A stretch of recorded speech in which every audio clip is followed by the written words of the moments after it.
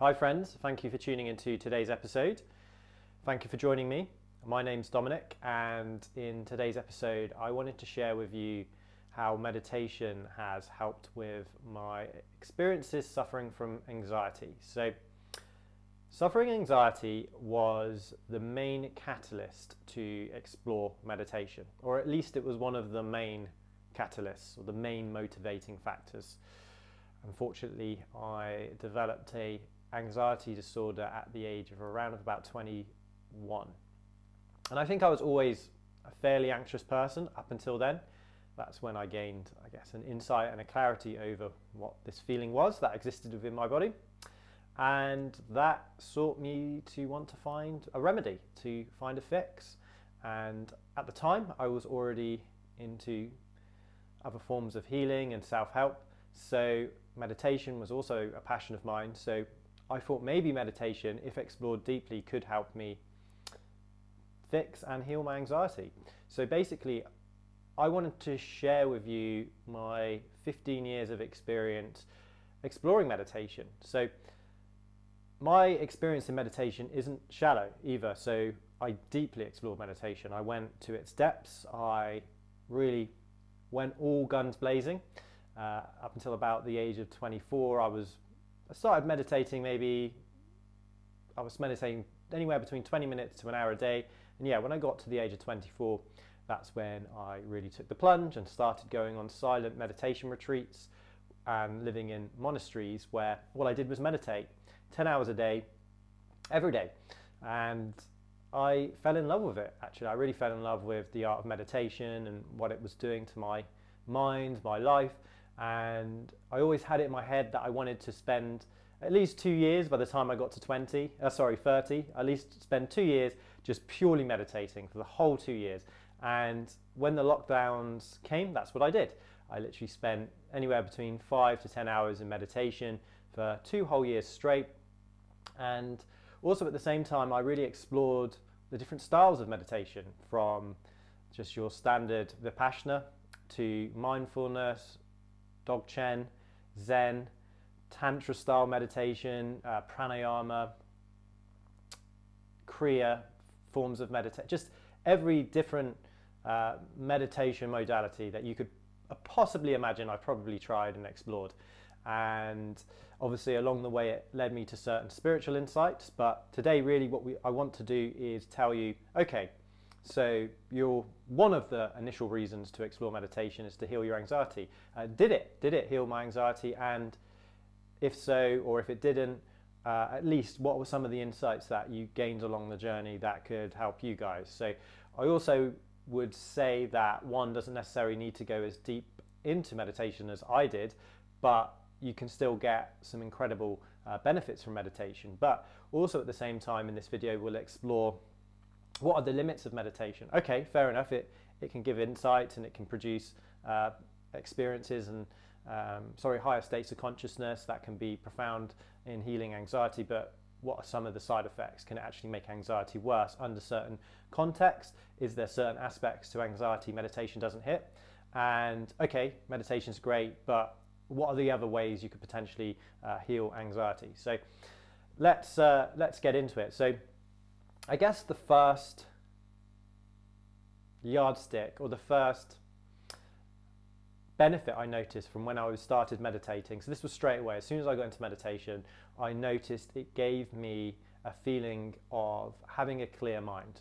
So when I first started meditating, I just used to listen to music, and I didn't know I was doing this at the time, but I was doing a form of self-inquiry where I would put attention back in on myself, almost dissolve this central point of focus, and I'd kind of go back into my true self. So that's actually one of the best forms of meditation to elicit a feeling of peace, or what they would call no mind in Zen.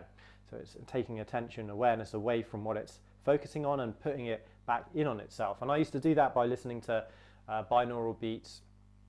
And I noticed when practicing this form of meditation, and I didn't really know what I was doing as well at the time. I just was like just starting out, hadn't had any formal training, and I was just like, yeah, and meditation was just growing popular online as well. It was around about 2013, 2012, and yeah, I would listen to some music, and this was my first glimpse into what it felt to have an experience of no mind. And if you've ever had that experience, or if you haven't, you can imagine what that is like, is where the mind stops thinking and you experience a sense of clarity and a sense of peace that sometimes can be really hard to experience in day-to-day waking life.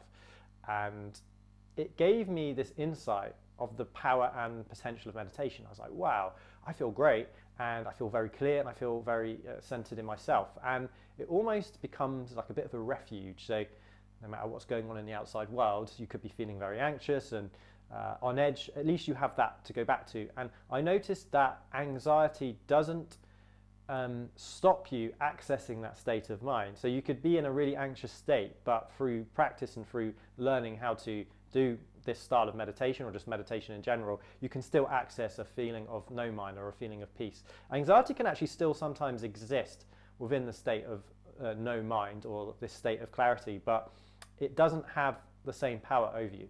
Now, I also want to add, this was like a first glimpse, and it showed me, oh, there's definitely something to this whole meditation journey, but it didn't get rid of the anxiety. So you'd come out of this peaceful state, but the anxiety would still be there. So the actual cause of whatever was, so the actual root of whatever was causing the anxiety, it hadn't been penetrated yet, and the anxiety was still bubbling up on the surface. As soon as I'd come out of that feeling of peace, the feeling of anxiety would come back. But at least it gave me that initial inspiration, I guess, to go, okay, there's something to this meditation world. Let's give it a try. So it was definitely a good motivating factor, and I think that's generally going to be probably someone's first experiences if they're trying to use meditation to, at least, I don't want to say completely get rid of, but at least tackle anxiety. Is you'll have a moment, whether it's for a few seconds or maybe it might even be for a few minutes, where you do experience a sense of peace and clarity that's just rare to experience outside of meditation. And you're like, oh, there's definitely something to this. And what it does is it doubles down on your motivation to kind of go a bit deeper, and you're like, wow, there's something really to this. So that kind of ties into the other aspect I found early on, and it gave me a sense of hope. So if anyone has suffered deeply with anxiety, or just feeling on edge, or you're naturally an anxious person, you will feel sometimes hopeless, and sometimes it feels like the anxiety is stronger than you, and sometimes it just feels like it's not going anywhere. But with this state of no mind, this state of clarity, it can give you like a big sense of hope. You're like, oh, actually, there is potentially hope for me.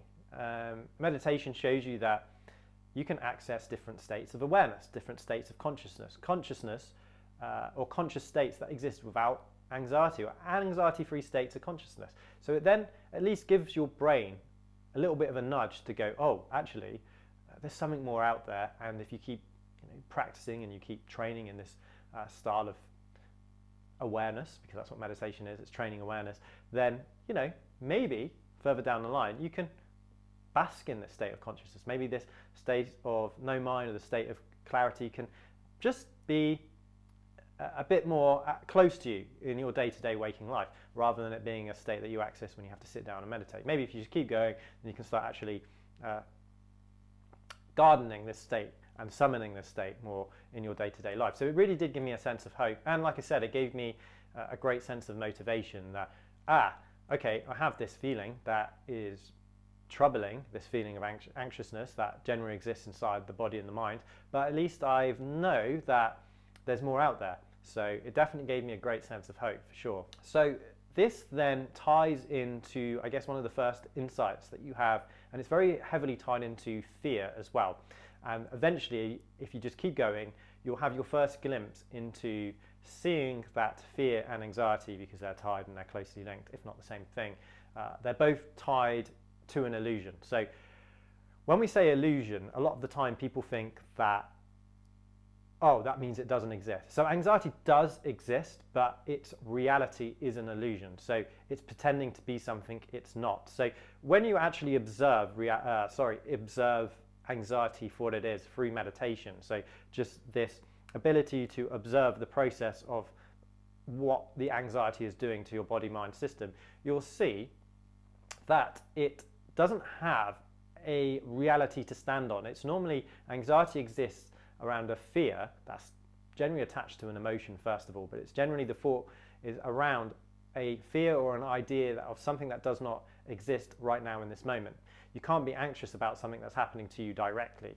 Obviously you can suffer something that is happening to you directly, but that's what we fear, isn't it? With anxiety, we fear the suffering of something bad that might be happening to us in the future. But then the anxiety makes it real right now in this moment, and that's why it's an illusion. So you can imagine that you might fail a test. You know, you've got a test this week and you're imagining you're going to fail it. You might fail the school, your university studies, and all this time and effort you've spent into your studying has been a waste. So that then creates this total illusion that doesn't actually have legs to stand on when you investigate it in your direct moment-to-moment experience, and you gain an insight into this. It's almost like peeling behind the curtain or seeing beyond the veil of reality and going, things aren't as they seem. And that insight, again, it ties back into that first point of, you know, gaining peace of mind and gaining clarity. You go, anxiety, you're a liar. Anxiety can't exist within truth. So that then stays in your mind. But as I've said, just because you have your first glimpse into this, it doesn't necessarily mean it will go away. And for me, it certainly didn't go away, but it gave that initial insight. So then it weakens the anxiety. Anxiety can only exist outside of that insight. Once that insight is penetrated into the process of anxiety, it's really hard for anxiety to exist in your experience, because you know it's kind of a lie. It's a bit like waking up from a dream. In the dream, you realize you're dreaming. It's a bit like seeing anxiety for what it is, a lie, basically. Anxiety is a liar, or fear is a liar. So that was the next, I guess, insight.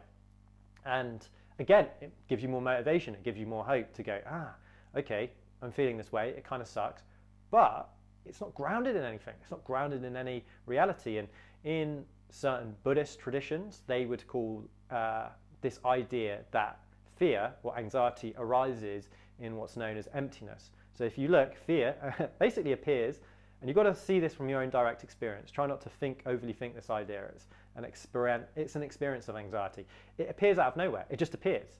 Anxiety just appears within your system out of nothing. And then if you actually observe what anxiety is, it's made up of nothing.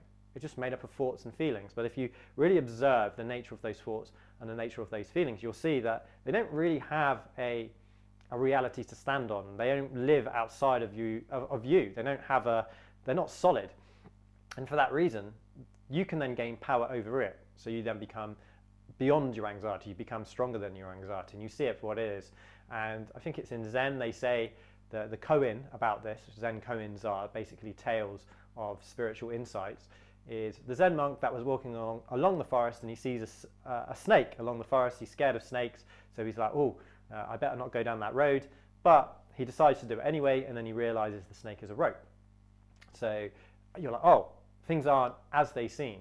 Anxiety isn't as it seems. So one thought experiment you can also do regarding anxiety is you can contemplate it, and you'll always realize that anxiety can never actually exist in the moment, as we've just discussed. So if you fear something, you always are going to fear or be anxious about something that exists outside of the now. So if you come into the now, which obviously meditation allows you to do, fear can't exist within that. So really extreme example is if you're being chased by a lion and you're running away from that lion, you're fearing the lion will catch you. And let's say the lion now catches you, you then fear the lion killing you. So let's say the lion starts killing you, you're not scared of the lion killing you anymore, you're scared now what happens when the lion does kill you, because it can't exist in the moment. It can only exist outside of it and your imagination of what might happen. Of course, a lion eating you is an extreme example of that, but that's actually how, with a certain amount of training, the sort of level one could potentially get to is a complete eradication or a complete, at least, acceptance of the truth of fear and the truth of reality. But it doesn't necessarily stop suffering, of course. Bad things will happen, but we don't add that extra layer of anxiety around it. So we'll also get into how trauma can then manifest itself as anxiety as well a bit later on, because generally what happens, anxiety starts, in my opinion, when something does happen to us and it shakes up our system and we haven't processed it. and it then lies dormant, and then anxiety comes out in a form of trying to work its way. It's trying to process what's happened to you, but you haven't, because you haven't given it consciousness. It's trying to work its way out in your subconscious, and it manifests itself into trauma. So we'll get into that in a little bit as well, because it's also important to note that aspect, because one other aspect I found, or one other point to make with meditation, is it won't always penetrate these deeper complexes that exist within inside our mind and our body. So we might have to do other forms of practice to bring that out. Insight I got into meditation and its relationship with anxiety. We were talking about earlier, seeing it for what it is, seeing it as a liar, seeing it as a trickster. It also has a nature to it, and this nature is big in some of the Buddhist traditions, where they talk about the law of impermanence. So anxiety exists within that law, so it can't ever last. It has episodes, but it can't ever last, and the fear, or at least the feeling that it's going to last, is essentially what we were talking about just a minute ago, gives it its sense of reality. It makes it more solid.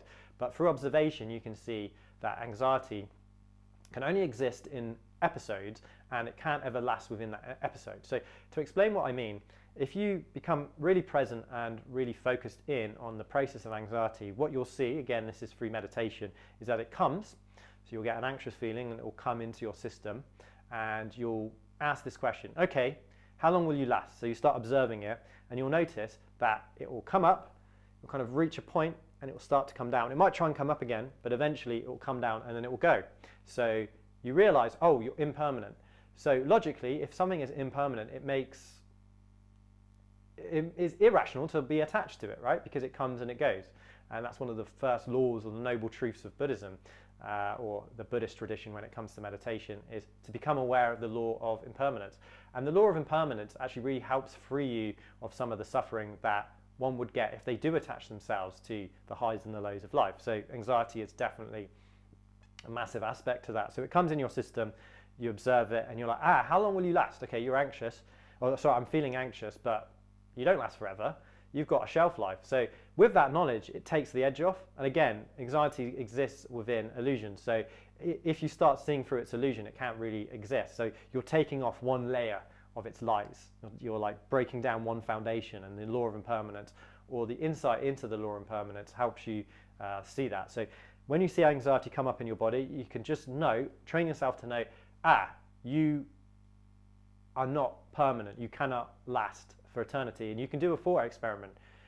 Have you ever felt a feeling of anxiety that is permanent? And it's impossible, because there's got to be some moment of your waking life where you didn't feel anxious. Maybe you were at work and you just forgot about your anxiety, or you're playing a video game, or you're playing a sport where you go into the now and you focus on what you're doing, and then you forget about this feeling. And then once you're not giving it attention, you're not watering it, it starts to die. It starts to, I guess, lose its power over you. So that's what you're trying to do, of course, through meditation, is getting to the root of it, seeing its nature, and realizing, you're a liar. So then this also kind of ties into another really profound aspect of how meditation helped me with my anxiety. So my anxiety, unfortunately, was quite extreme, and it did eventually start to manifest into a panic disorder.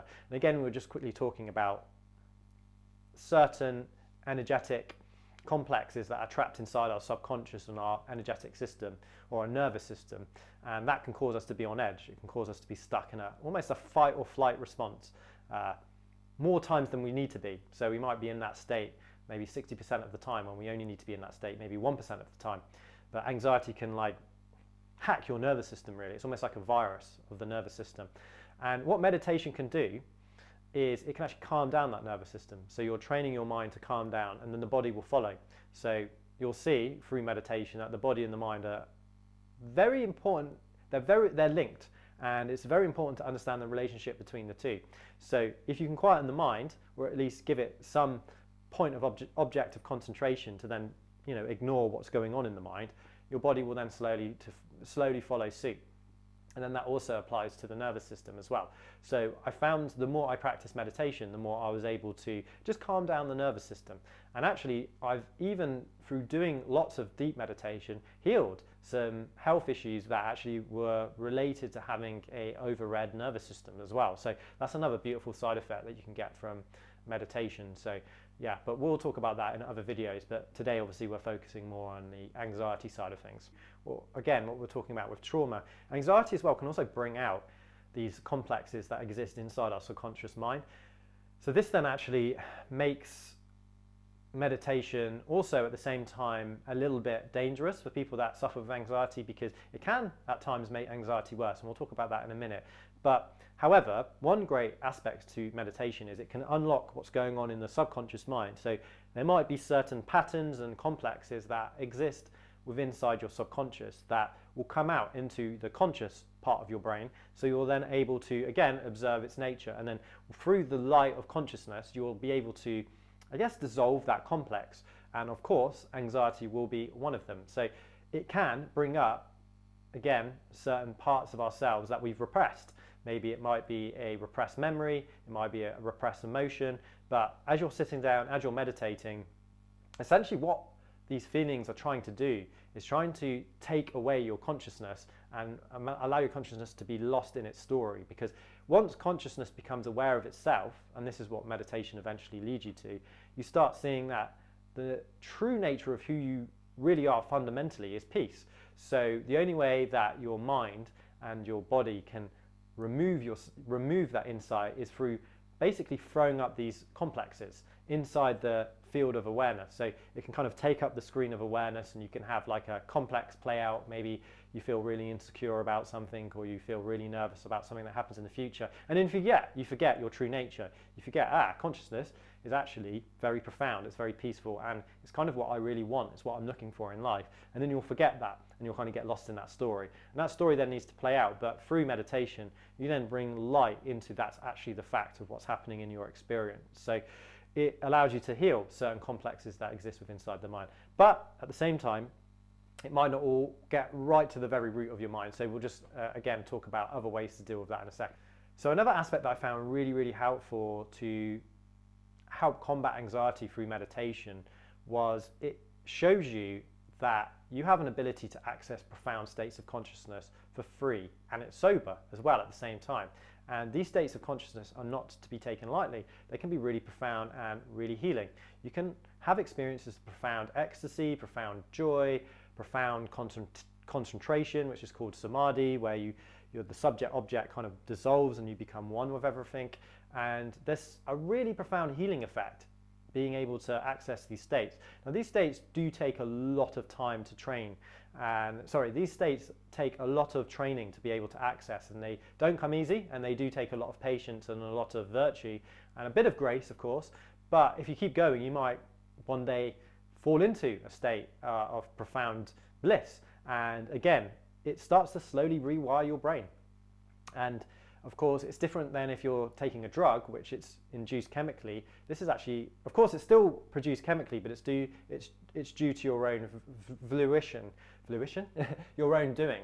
And for that reason it feels like the difference between a sober state of bliss versus a enhanced state of bliss is that it feels more clean. It's a bit like the difference between eating fast food and eating a good healthy meal. It feels a lot more clean and a lot more enriching for the soul. So that's what's beautiful about meditation, is it can really show you that, and just having a small glimpse into it can be really, really healing. And there are also ways to summon that feeling as well, where you don't necessarily need to be a meditation master to be able to access a profound state of consciousness.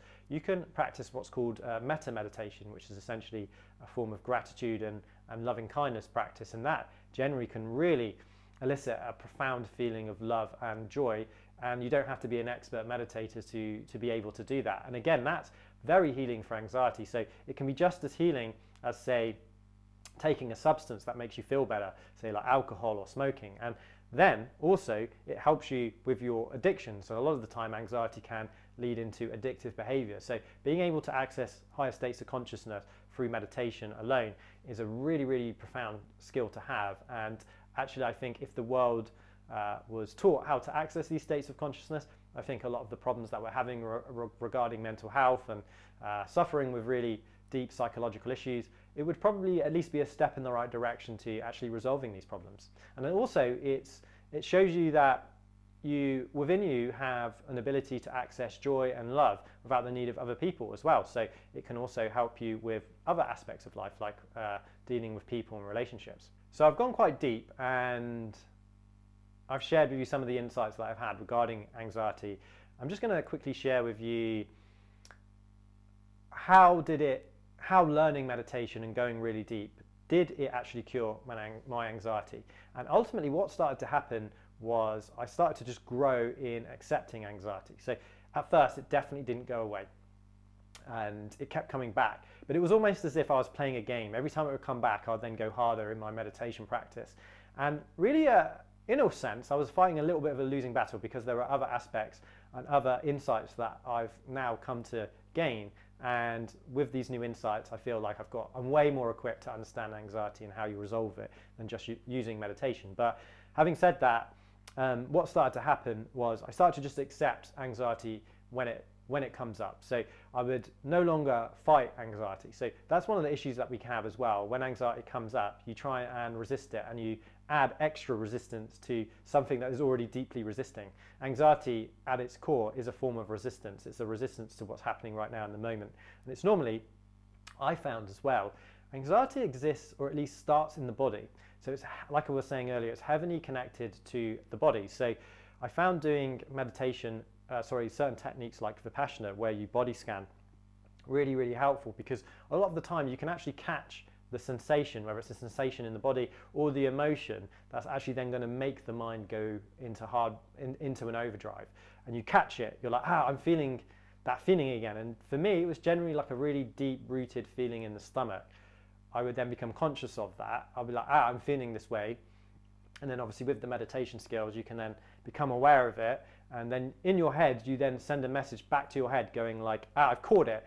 Don't go off in thought. Don't go crazy, and just accept and be with the feeling as it is. So then you bring your awareness away from your head, back down into the emotion.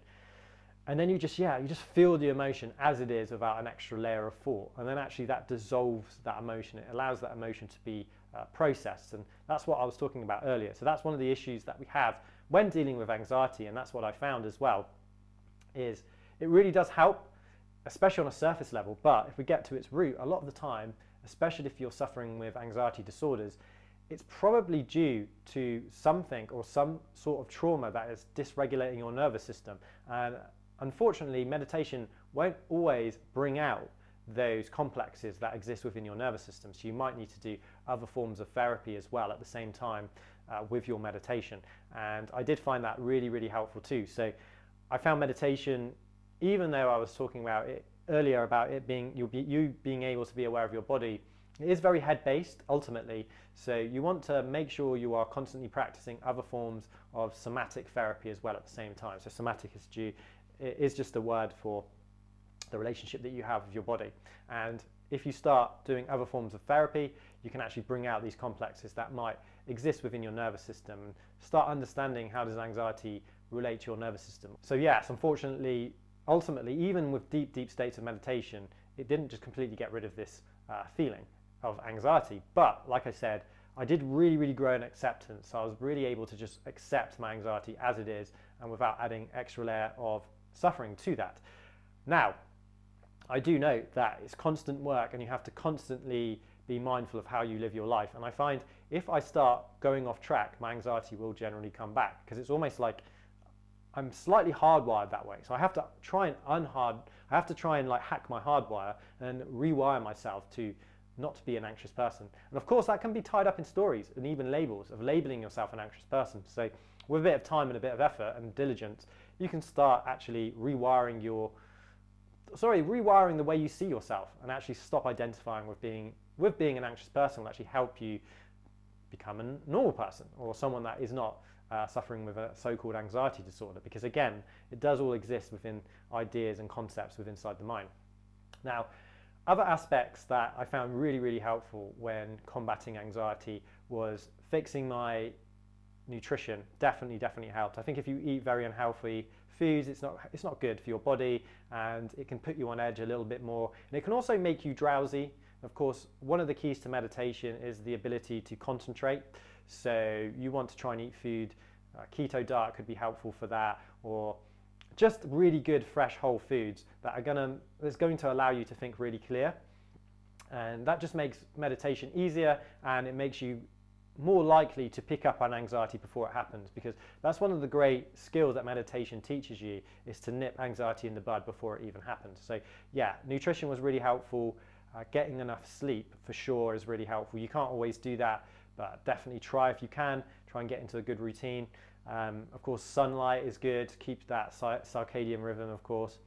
Exercise really helps. I found if I was feeling very anxious, again, what's good about exercise, it can really get you back into your body. I found martial arts to be really helpful with anxiety.